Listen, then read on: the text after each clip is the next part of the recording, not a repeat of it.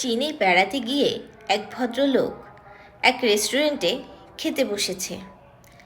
একে তো পেটে ক্ষুধার জ্বালা, তার উপরে সাপ ব্যাঙ এগুলো খেয়ে ফেলে কিনা সেই জন্য সে মেইন কোর্সটা বাদ দিয়ে শুধু স্যুপের অর্ডার করলো।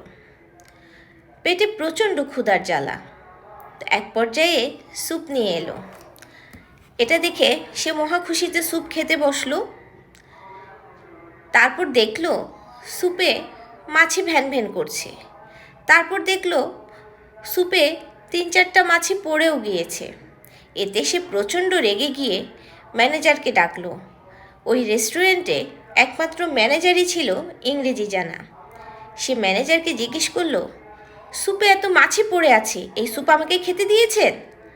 তখন ম্যানেজার ওয়েটারকে ডেকে বলল, এই কে আছিস? এই মাছি ভরা স্যুপের বাটিতে এত কম মাছি দিয়েছিস কেন? আর একটু বেশি মাছি দিতে পারলি না? শুধু 3টা মাছি পড়ে আছে। আসলে স্যুপটা ছিল মাছিতে ভরা স্যুপ। এটা কিন্তু ওদের খাবার ছিল। চিন্তা করতে পারেন লোকটা কি খেতে বসেছিল?